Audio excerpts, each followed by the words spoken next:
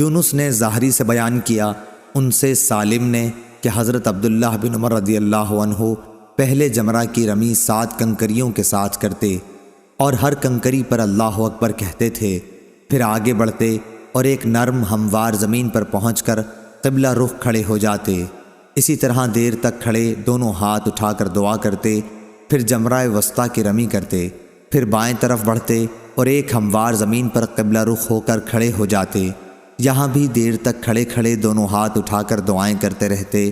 اس کے بعد والے نشیب سے جمرہ عقبہ کی رمی کرتے۔ اس کے بعد آپ کھڑے نہ ہوتے بلکہ واپس چلے آتے اور فرماتے کہ میں نے نبی کریم صلی اللہ علیہ وسلم کو اسی طرح کرتے دیکھا تھا۔ صحیح بخاری حدیث نمبر 1751۔ سالم بن عبداللہ نے بیان کیا کہ عبداللہ بن عمر رضی اللہ عنہ پہلے جمرہ کی رمی 7 کنکریوں کے ساتھ کرتے اور ہر کنکری پر اللہ اکبر کہتے تھے۔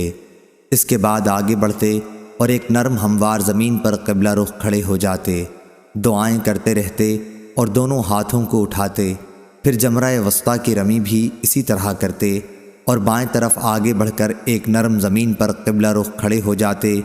بہت دیر تک اسی طرح کھڑے ہو کر دعائیں کرتے رہتے، پھر جمرہ عقبہ کی رمی بطن وادی سے کرتے، لیکن وہاں ٹھہرتے نہیں تھے۔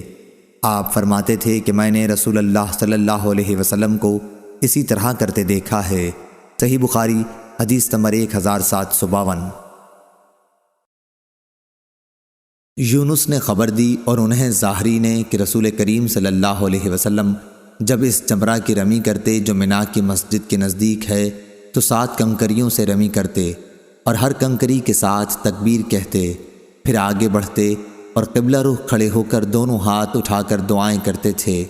پھر یہاں آپ صلی اللہ علیہ وسلم بہت دیر تک کھڑے رہتے تھے، پھر جمرہ ثانیہ وسطیٰ کے پاس آتے، یہاں بھی 7 کنکریوں سے رمی کرتے اور ہر کنکری کے ساتھ اللہ اکبر کہتے، پھر بائیں طرف نالے کے قریب اتر جاتے اور وہاں بھی قبلہ رخ کھڑے ہوتے اور ہاتھوں کو اٹھا کر دعا کرتے رہتے، پھر جمرہ عقبہ کے پاس آتے اور یہاں بھی 7 کنکریوں سے رمی کرتے اور ہر کنکری کے ساتھ اللہ اکبر کہتے۔ اس کے بعد واپس ہو جاتے، یہاں آپ دعا کے لیے ٹھہرتے نہیں تھے۔ ظاہری نے کہا کہ میں نے سالم سے سنا، وہ بھی اسی طرح اپنے والد ابن عمر رضی اللہ عنہ سے نبی کریم صلی اللہ علیہ وسلم کی حدیث بیان کرتے تھے، اور یہ کہ حضرت عبداللہ بن عمر رضی اللہ عنہ خود بھی اسی طرح کیا کرتے تھے۔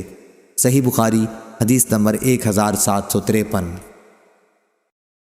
عبد الرحمن بن قاسم نے بیان کیا کہ میں نے حضرت عائشہ رضی اللہ عنہا سے سنا، وہ فرماتی تھیں کہ میں نے خود اپنے ہاتھوں سے رسول اللہ صلی اللہ علیہ وسلم کے جب آپ صلی اللہ علیہ وسلم نے احرام باندھنا چاہا خوشبو لگائی تھی۔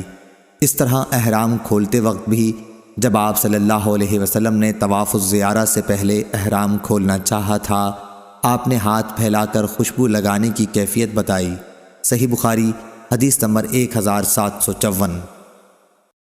سفیان بن عینہ نے بیان کیا، ان سے ابن طاؤس نے، ان سے ان کے والد نے اور ان سے ابن عباس رضی اللہ عنہ نے بیان کیا کہ لوگوں کو اس کا حکم تھا کہ ان کا آخری وقت بیت اللہ کے ساتھ ہو، یعنی طواف وداع کریں، البتہ حائضہ سے یہ معاف ہو گیا تھا۔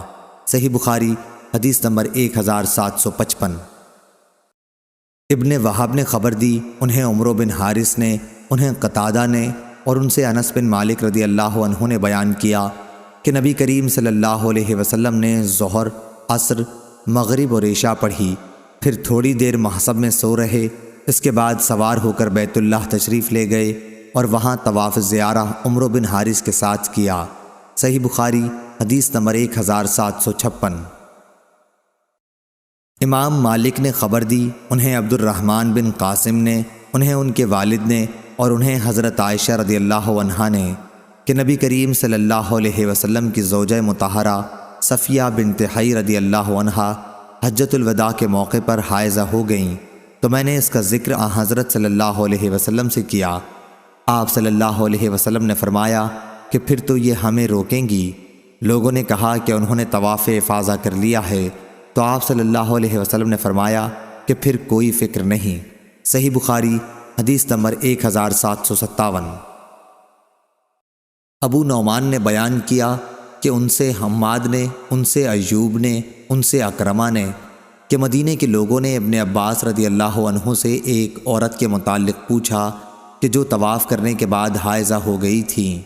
آپ نے انہیں بتایا کہ انہیں ٹھہرنے کی ضرورت نہیں بلکہ چلی جائیں، لیکن پوچھنے والوں نے کہا ہم ایسا نہیں کریں گے کہ آپ کی بات پر عمل تو کریں اور زید بن ثابت رضی اللہ عنہ کی بات چھوڑ دیں۔ ابن عباس رضی اللہ عنہ نے فرمایا کہ جب تم مدینہ پہنچ جاؤ تو یہ مسئلہ وہاں اکابر صحابہ رضی اللہ عنہم سے پوچھنا۔ چنانچہ جب یہ لوگ مدینہ آئے تو پوچھا۔ جن اکابر سے پوچھا گیا تھا ان میں ام سلیم رضی اللہ عنہا بھی تھیں، اور انہوں نے ان کے جواب میں وہی صفیہ رضی اللہ عنہا کی حدیث بیان کی۔ اس حدیث کو خالد اور قتادہ نے بھی اکرمہ سے روایت کیا ہے۔ صحیح بخاری حدیث نمبر 1758 1759۔ ابن طاؤس نے بیان کیا، ان سے ان کے باپ نے اور ان سے ابن عباس رضی اللہ عنہ نے بیان کیا کہ عورت کو اس کی اجازت ہے کہ اگر وہ طواف افاضہ، طواف زیارت کر چکی ہو اور پھر طواف وداع سے پہلے حیض آ جائے تو اپنے گھر واپس چلی جائے۔ صحیح بخاری حدیث نمبر 1760۔